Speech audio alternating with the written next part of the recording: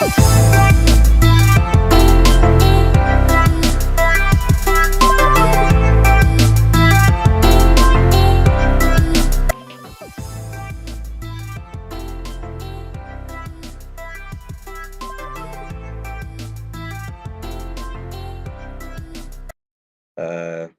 of all, I would like to thank you for joining us this evening. This is Blue Health's virtual seminar. Blue Health's virtual seminar is a platform that allows health professionals to discuss current management updates of different health-related topics for better patient care. And this program is brought to you by Blue Health Ethiopia, a medical consultancy company founded by medical doctors and a computer engineer. And we aim to be an influential healthcare leaders in creating skilled community through easily accessible knowledge in preventive medicine. And I'm your host, Adam Getachew. I'm the CTO and co-founder of Blue Health Ethiopia. We are honored to have Dr. Derejie woldesilase here with us, and he's going to give us a lecture, a presentation on the approach of chest X-ray. This session is going to last for 60 minutes, and we will begin with Dr. Derejie's presentation. After that, there is going to be a quick Q&A session. I think I've introduced the platform enough. So Dr. Derejie, the stage is yours. Okay, thank you for the introduction. And my name is Dr. Derejie woldesilase. I graduated from St. Paul Millennium Medical College with a diagnostic radiology a few months back, and I'm happy to share you these sessions on the basic approach to chest X-ray interpretation.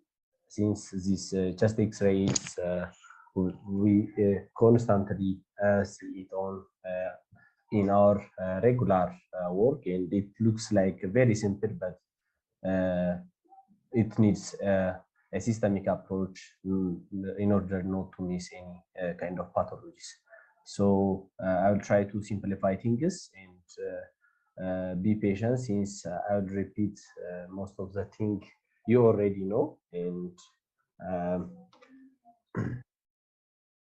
so the outline of my presentation will be, I'll try to mention some of the normal anatomies and the variant, and we'll go through the systemic approach, especially the most known one being this ABCD approach, and we'll try to see the common pathologies in our we commonly encounter in clinics.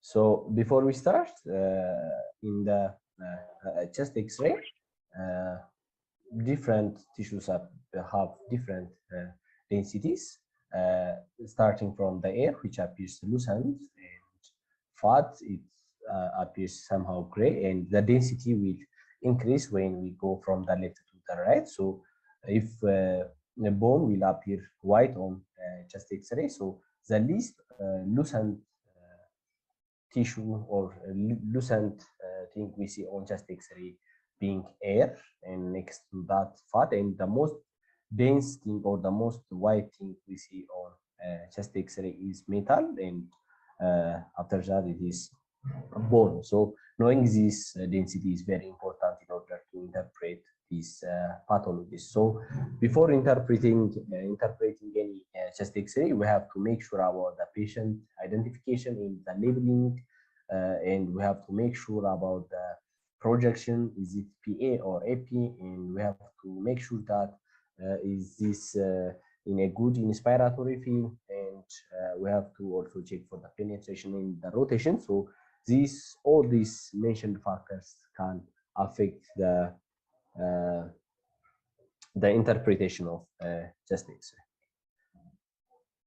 So we have four major views: PA, lateral, AP, and lateral decubitus, and there are also other projection which we don't use it constantly, like lordotic view, and the most common projection we use is a PA projection, and whenever we need additional projection to further further analyze our pathology, we will order lateral X-ray. So PA being the most common projection we constantly use. So PA, it is a standard projection, standard chest X-ray projection, and usually the X-ray pass from the posterior of the patient into the anterior, and the anterior part of the chest will be against the wall. So the projection of this X-ray radiation is from the posterior to anterior. So this is the standard projection. As you see, the scapula will be projected out of this chest X-ray film, and the clavicle will project on the lung field, and the cardiothoracic ratio also will have a normal proportion. Another projection is AP projection, which this projection is used for those patients who can't support themselves to take a PA X-ray, since PA X-ray needs a patient who can stand without any support. So for those critical patient and pediatrics patient, we use this AP projection. So the disadvantage of this AP projection is it falsely enlarges the cardiac seal hole. So we have to make sure that this cardiothoracic, the increased cardiothoracic in AP projection should be a genuine finding. So if you see an increased cardiothoracic ratio in AP film, we have to be very cautious to call it a cardiomegaly. So we have to correlate with the clinical finding. So differentiating between AP and PA is sometimes very difficult. In some setup, they typically label it as a P and AP, but if you don't have any labeling in the chest X-ray, these are some of the parameters, like visualizing scapula out of the field will favor the PA projection.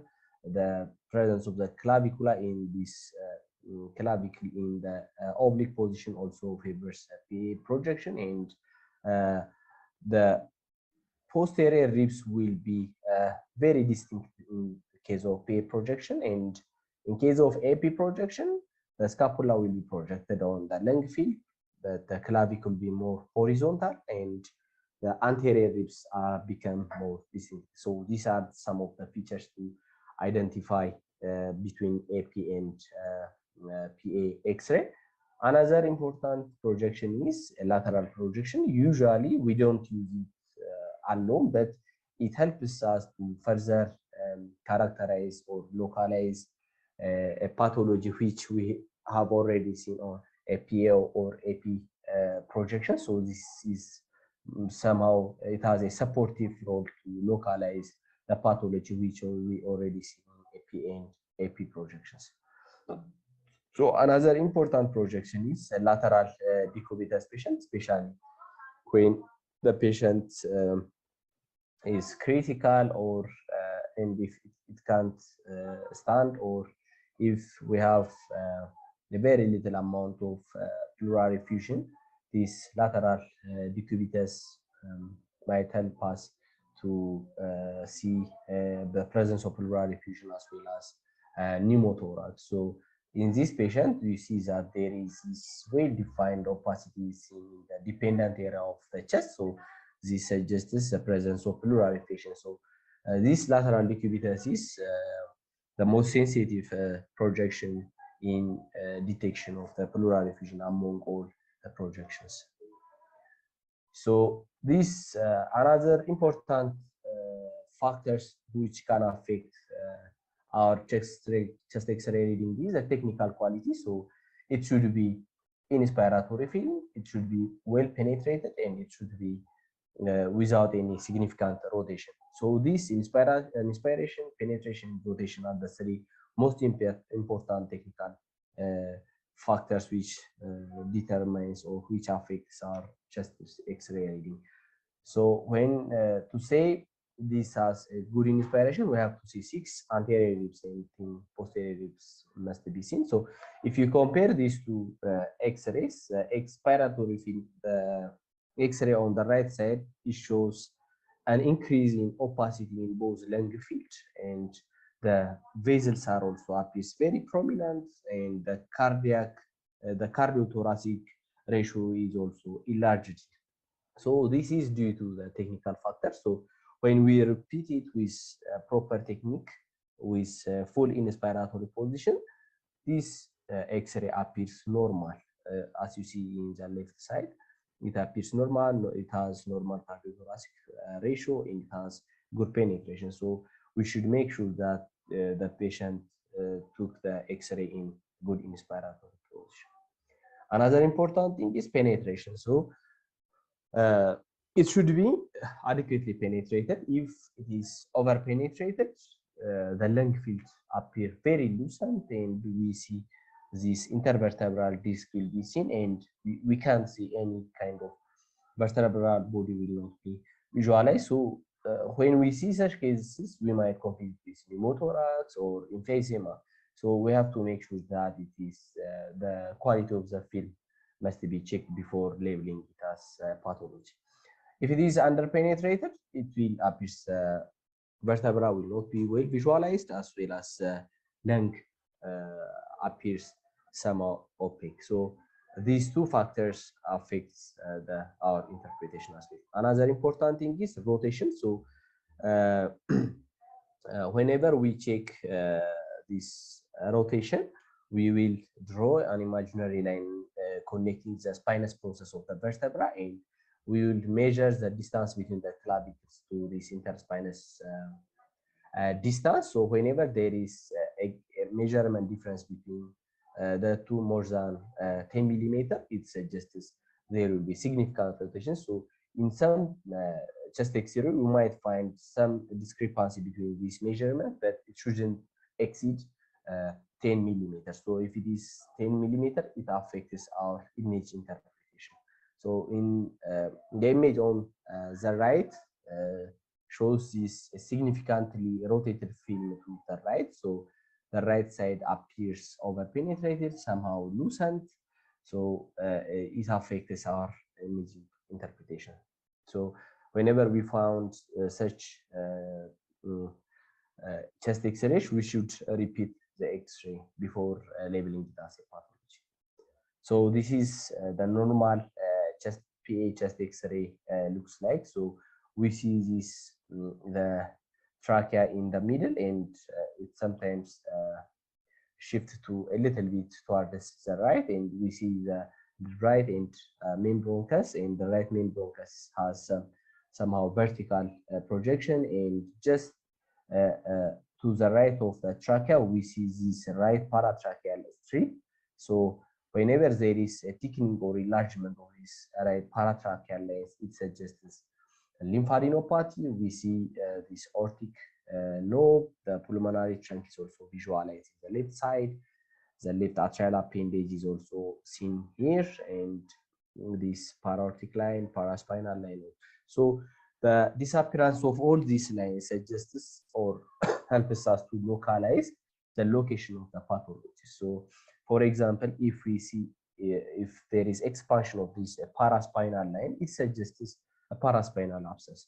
So if there is any increment in the right paratracheal strip, it suggests cardio and lymphadenopathy in the paratracheal space. So whenever there is this disappearance of these lines, it helps us to localize the pathology.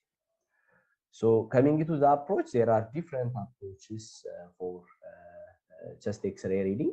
So the common entities they share, all the approach share is not to miss any pathology. So we have to be systematically look for the lung field, the cardiac, coeloquent, and mediastinal.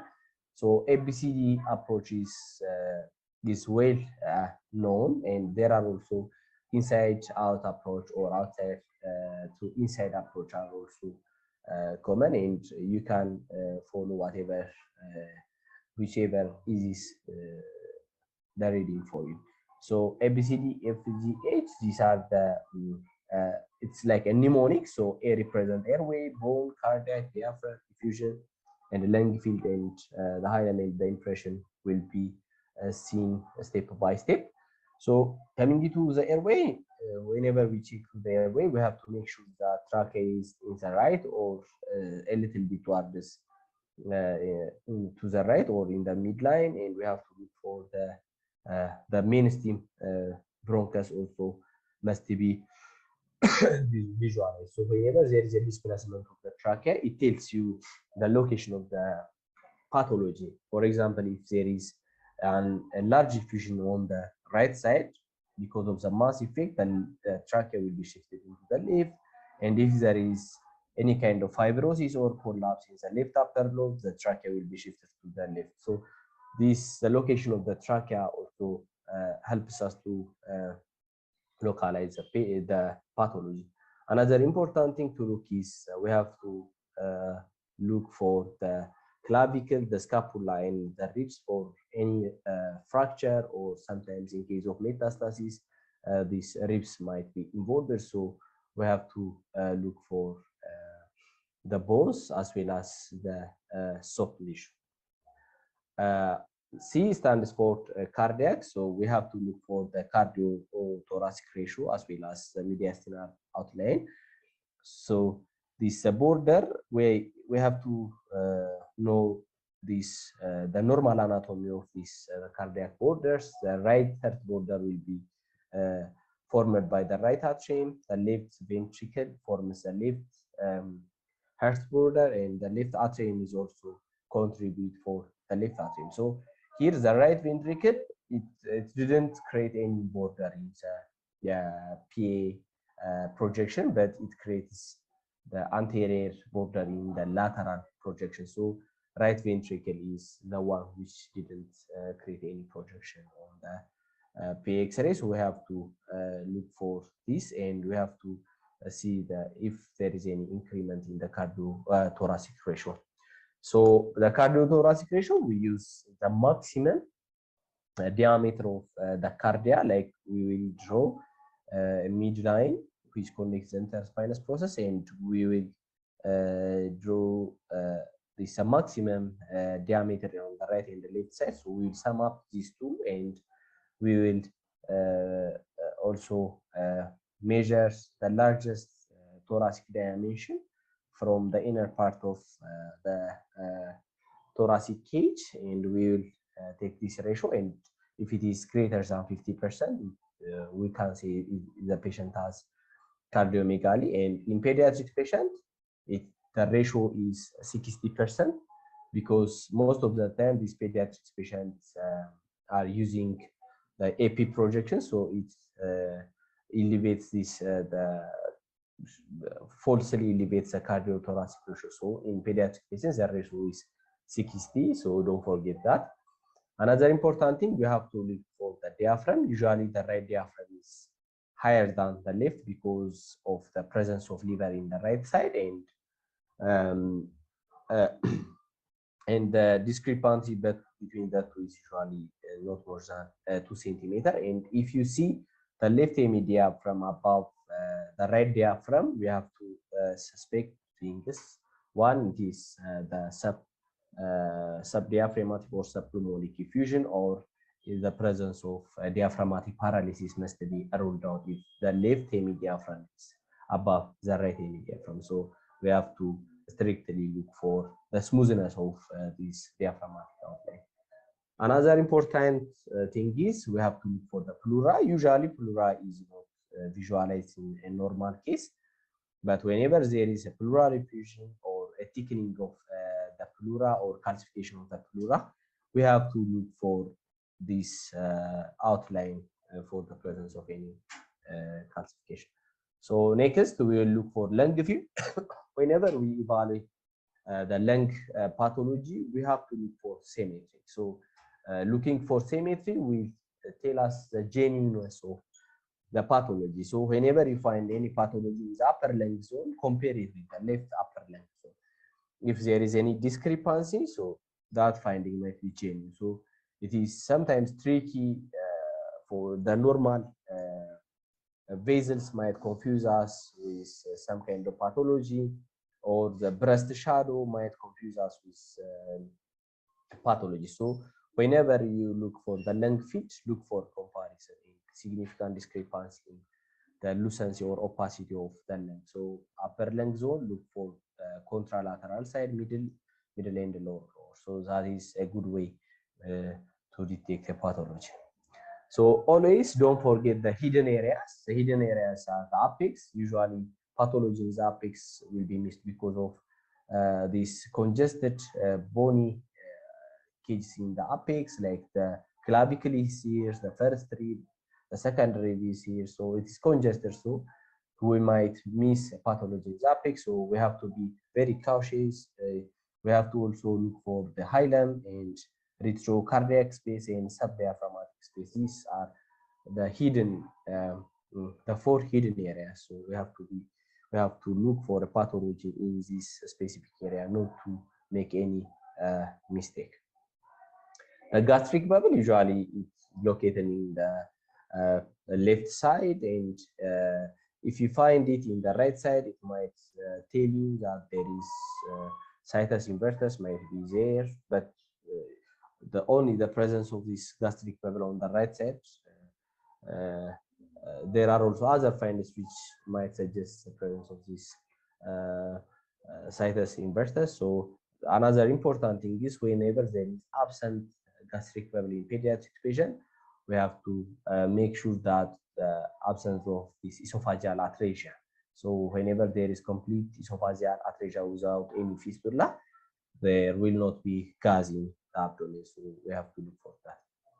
Another important thing to look is the hilum. Usually more than 80 to 90% of these hilar structures are contributed by the vessels, especially the pulmonary arteries are the main contributor for the hilar structure, and usually the left hilum is higher than the right hilar point, and it should form a concavity outside.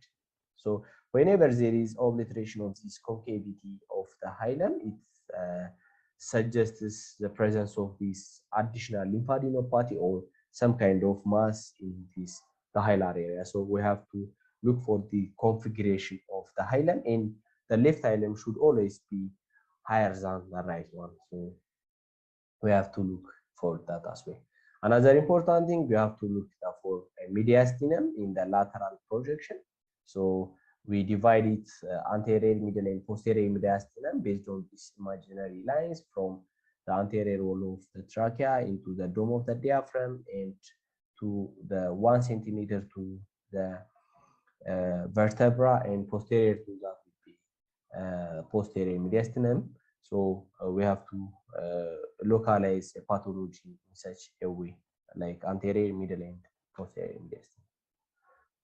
So any chest X-ray abnormality, we divide it as opacity or lucency. So whiteness or lucent or blackness. So pathologies can appear on these 2 categories. So we try to see the common pathologies based on these 2 ways.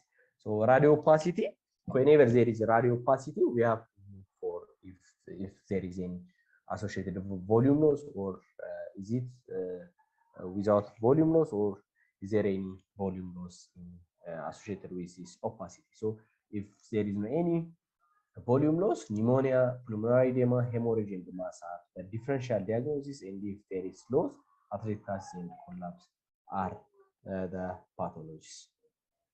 So in these consecutive 3 chest X-rays, the one in the screen side in the left side, it shows there is homogeneous opacity involving the right upper lung zone, and there are these air bronchograms are also seen, and the fissure is also bulged.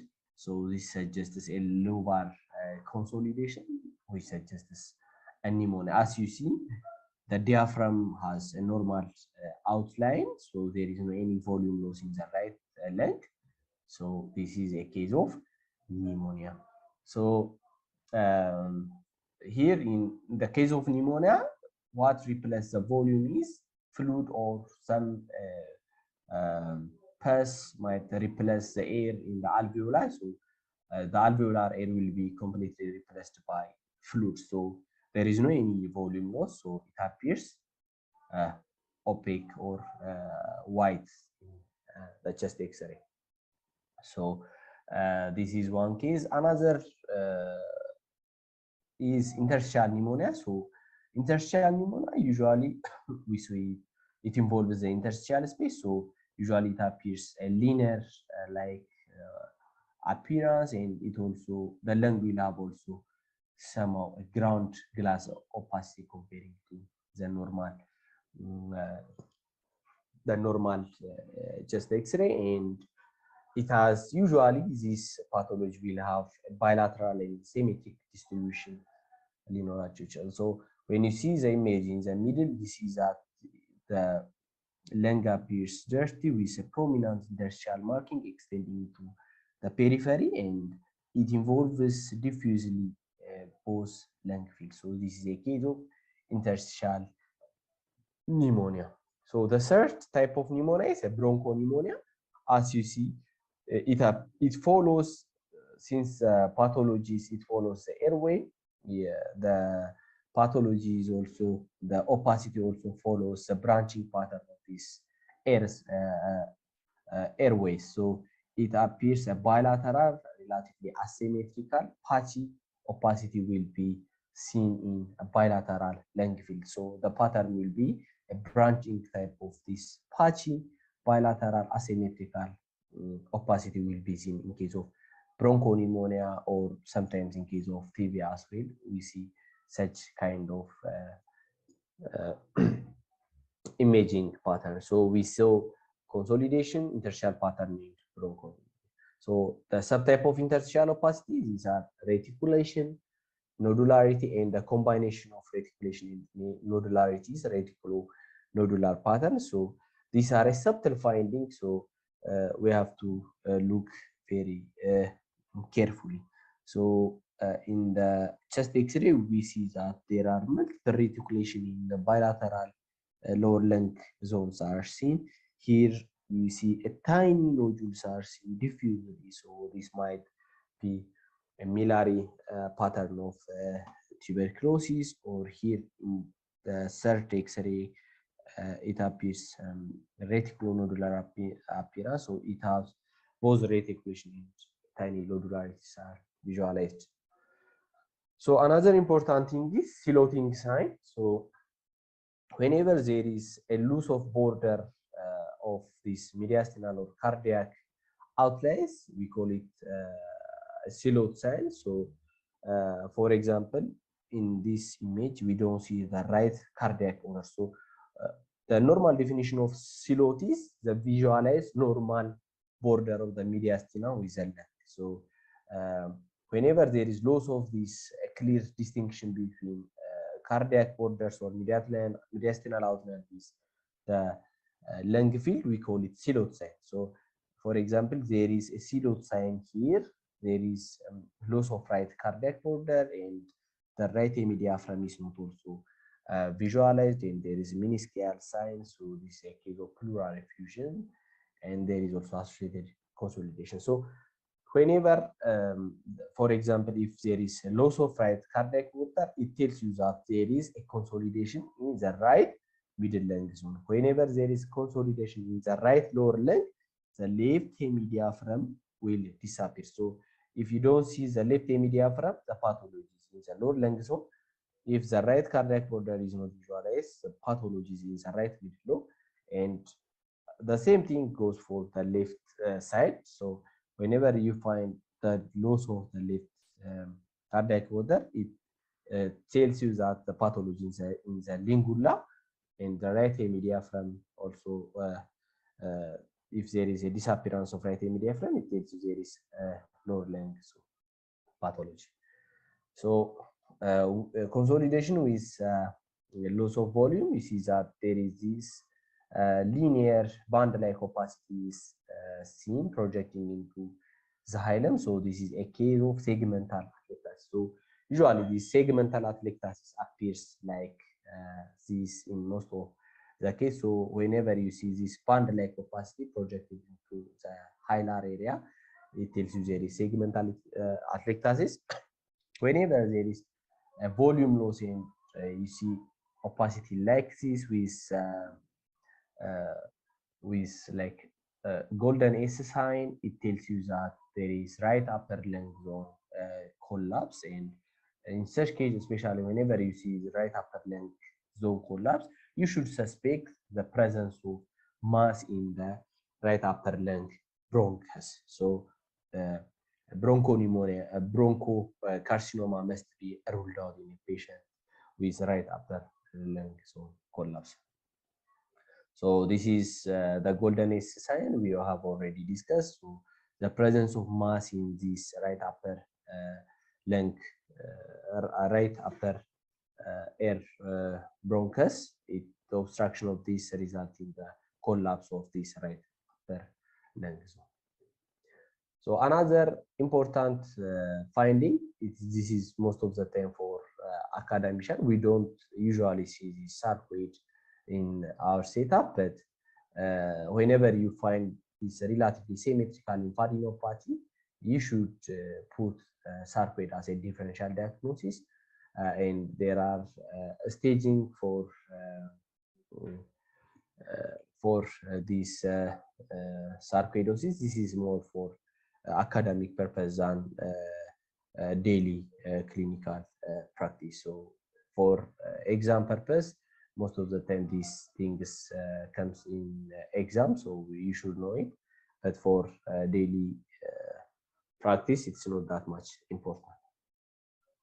So another important thing is lung malignancy.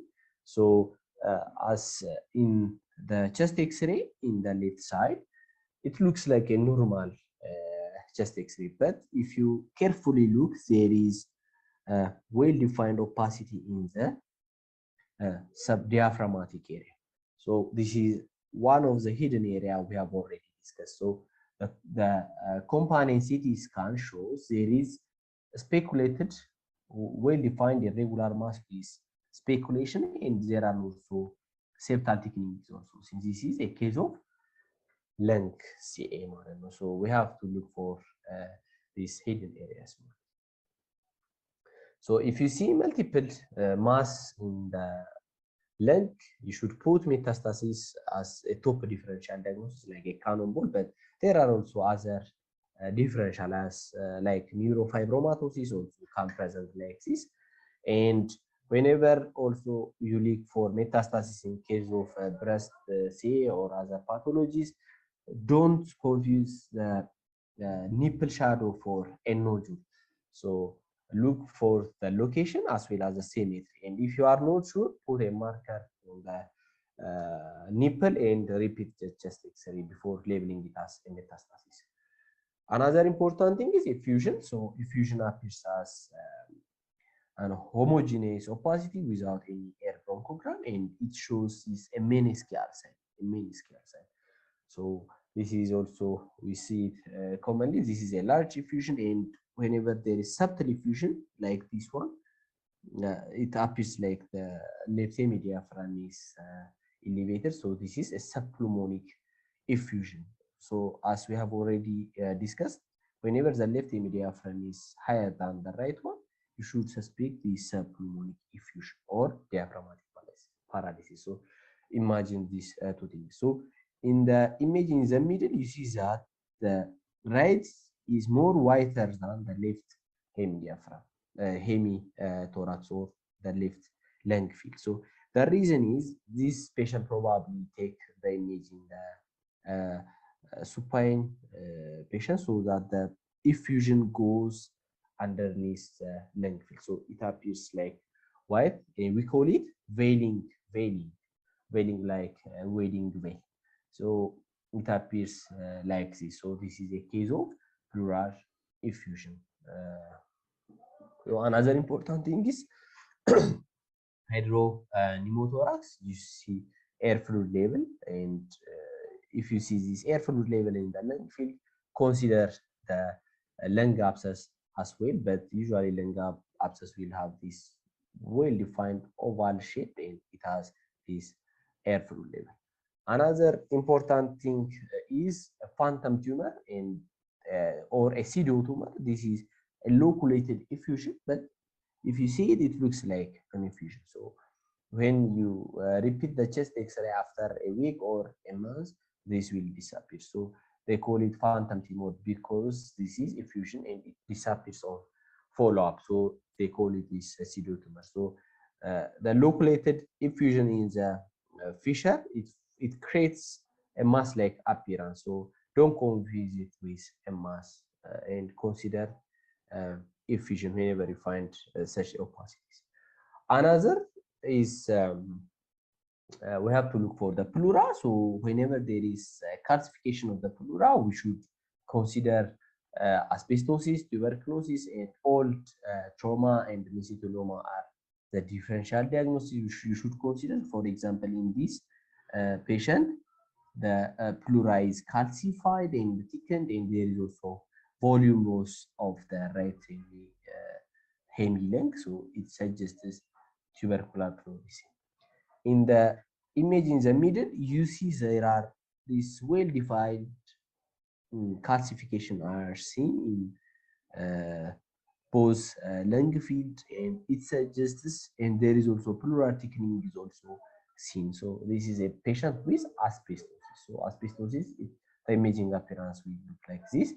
And whenever significant thickening of pleura is seen in the chest X-ray, we should suspect mesothelioma. Metastasis also should be considered, and loculated effusion still should be considered. So we will further characterize this chest CT. So loculated empyema, as this is also another hidden area, there is this increased opacity in the retrocardiac space.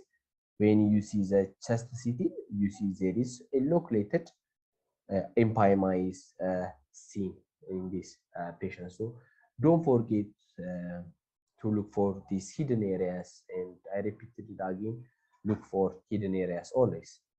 So another for case of pediatrics, in case of pediatrics patient, if you see a complete opacification of one of the hemi lung, it tells you that there are two possibilities. One will be consolidation in effusion, or the other one is lung agenesis or absence of formation of the left lung. So in this patient, you see that trachea is shifted to the left, and the right lung is hyperinflated, and the mediastinum is also shifted to the left side. Also, the coronal CT scan confirms our diagnosis. The left, the heart is shifted into the left lung zone, and we are not seeing any lung. So this is a case of lung agenesis. So consider it like that.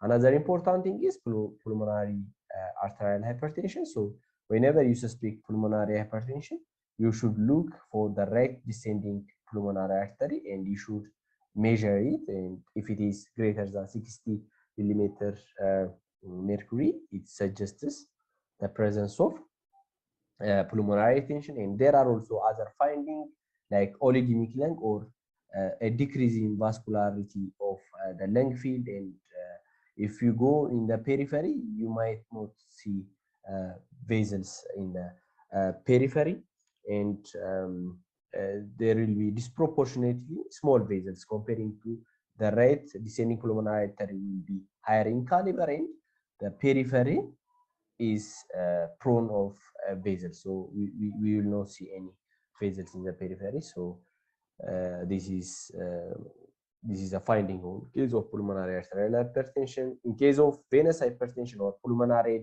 edema, first, in case of a mild cases, we will see cephalization. So cephalization means usually the vessels are more prominent in the dependent area or in the lower lung zone.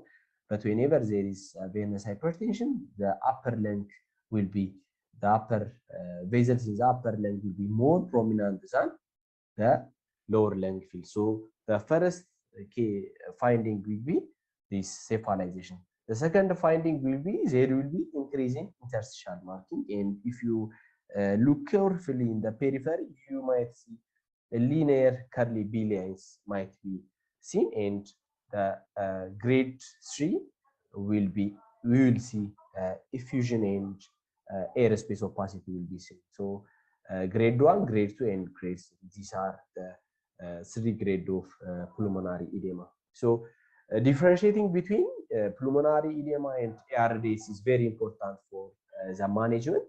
And usually pulmonary edema, it has somehow a buttering appearance. So it starts from the highland, it is somehow symmetrical, and usually it spares the periphery.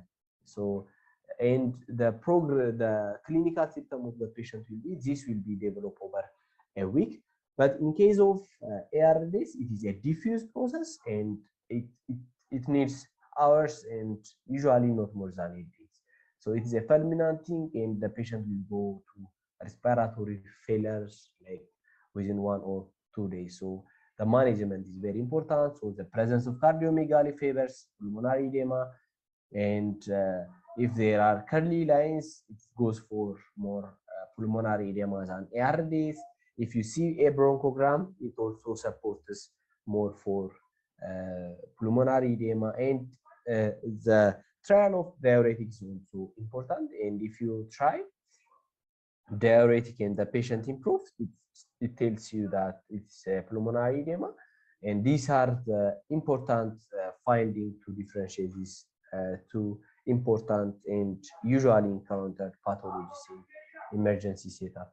So another important pathologies are radiolucent lesions. So whenever you see radiolucent lesion, you should make sure that is there any vessels or it is just lucency with a prone of vessels. So if you see avascular lucency or lucency without any vascular marking, it tells you that there is a pneumothorax.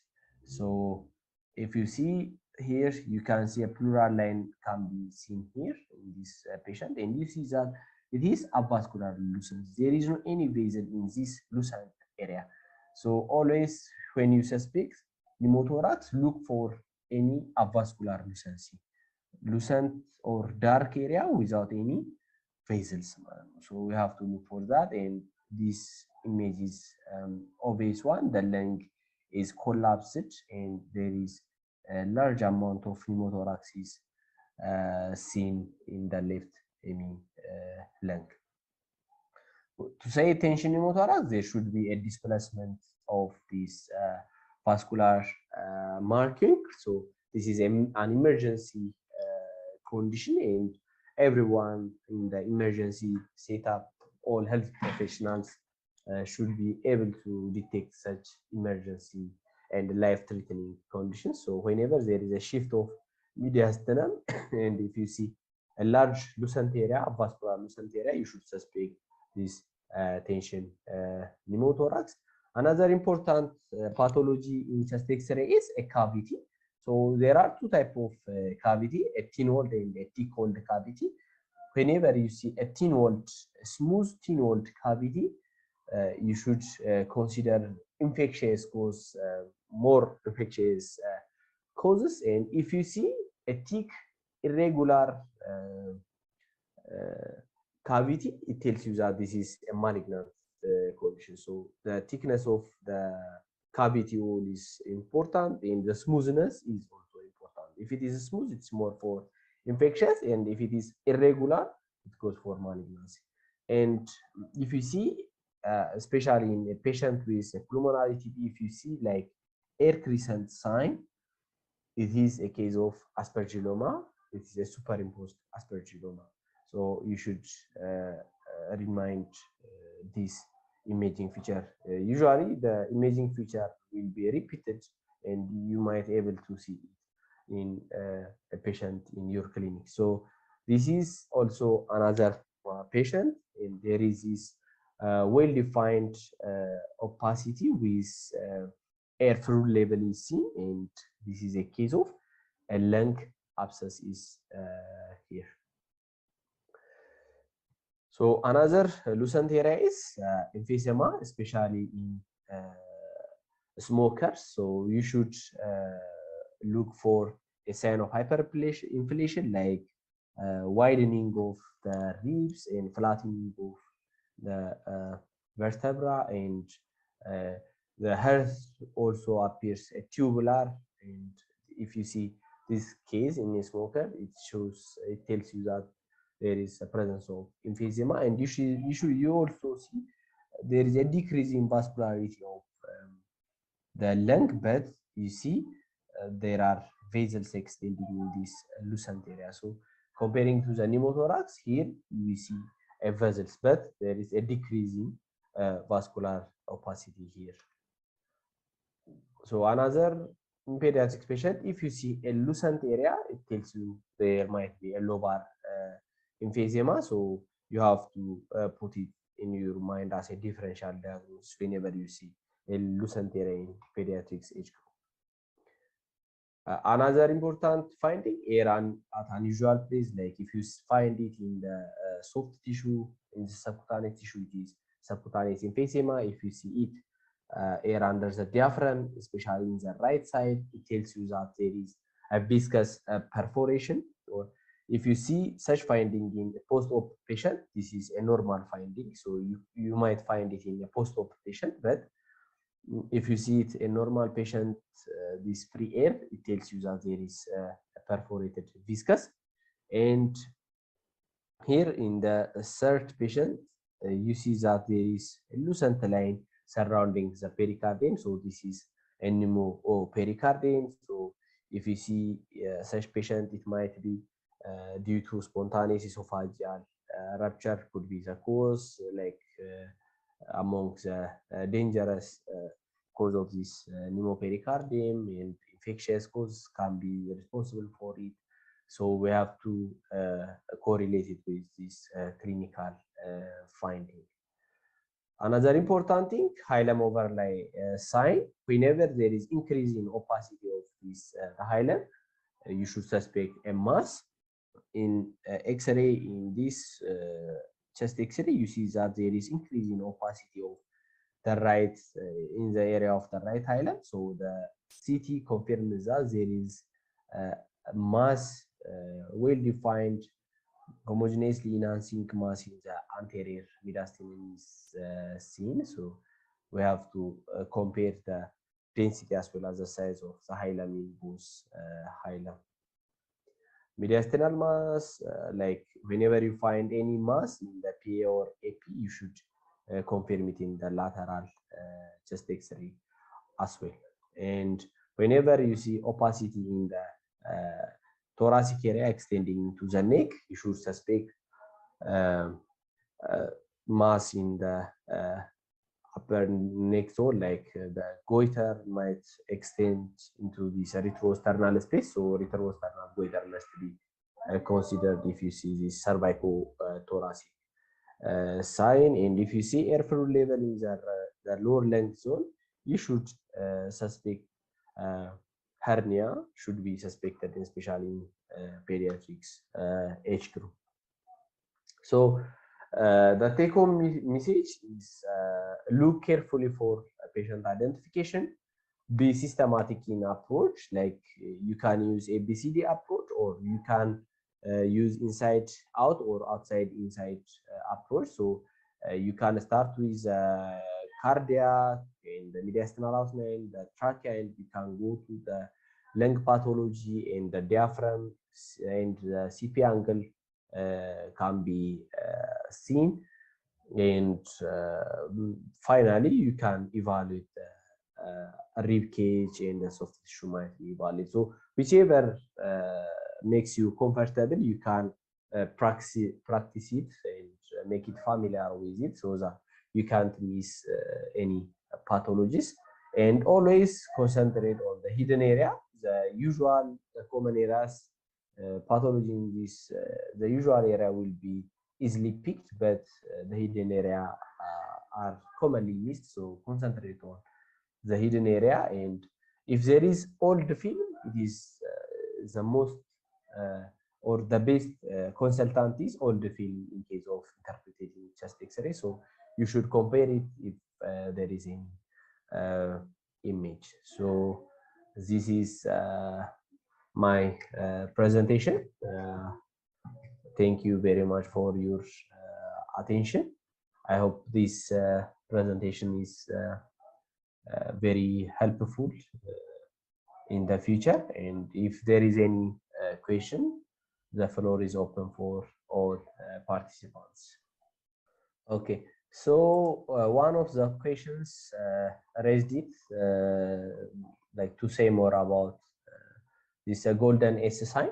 So a golden S sign usually, as you see, there is a trachea in the right main bronchus and the left main bronchus. From the right main bronchus, the upper lung bronchus will go to the upper lung zone. So whenever there is obstruction of this upper or segmental airway of this from the upper lung zone, the whole right upper lung zone will collapse. So the middle lung as well as the lower lung will hyperinflate to compensate for the loss of space in the right upper lung zone.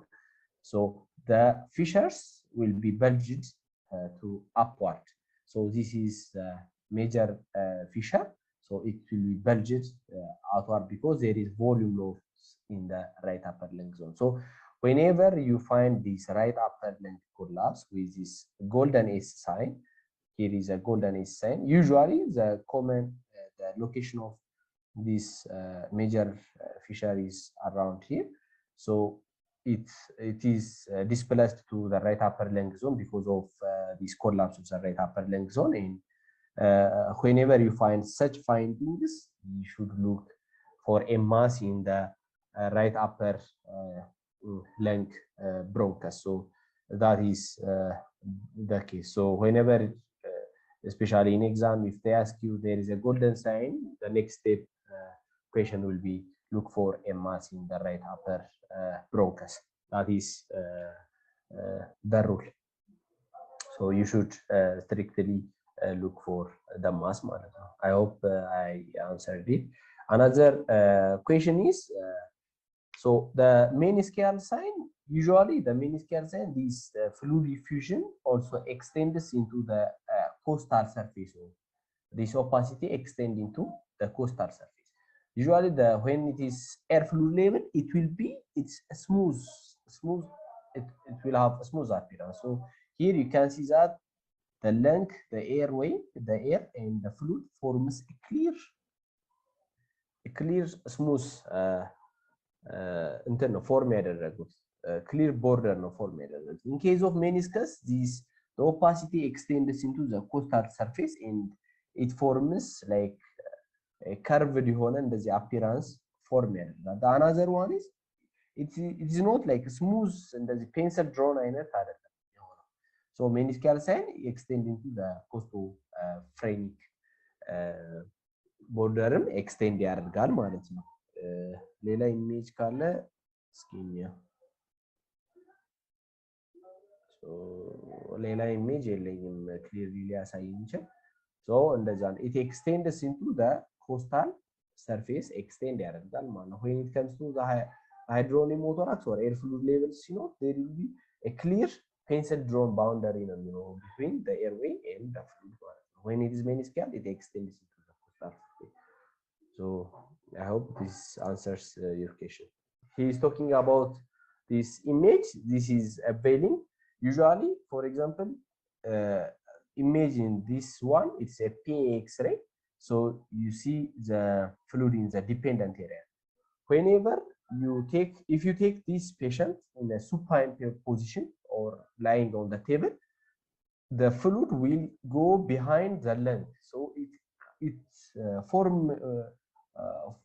it's uniformly distributed throughout the lung, but it is posteriorly, so posterior to the lung. So it forms increasing opacity. So this, whenever it's supine and you see such kind of patient, it is due to effusion. It's a veiling diffusion. So the fluid is posterior to the lung field. I hope this is your question.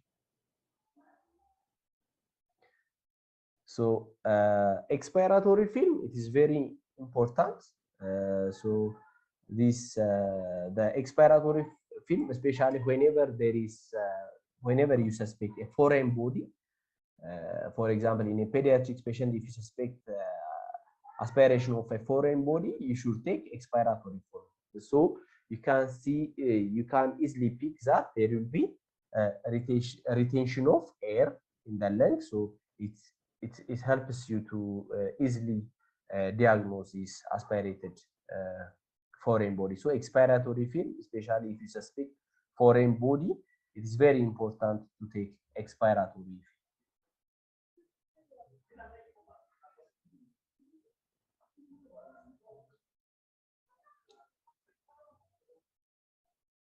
So the cause of phantom tumor, it is, as we have already discussed, it is a low-platelet fluid in the fissure. So this is the reason. So it is a low-platelet effusion, but due to its confinement, it forms a mass-like appearance. But if you take it in the follow-up X-ray, since it is a fluid, it will disappear. That's why they gave it a pseudo tumor sign or a false tumor appearance. So that's why it is a loculated or confined fluid collection in the major fissure. That's why they call it a phantom tumor. I hope this presentation helped you, and I hope to come back with another presentation. And if you need any topic to be presented concerning radiology, I'm more than willing to be participate and share you some of the basic concepts of another imaging. So I think if there is no any additional question, thank you very much for your attention.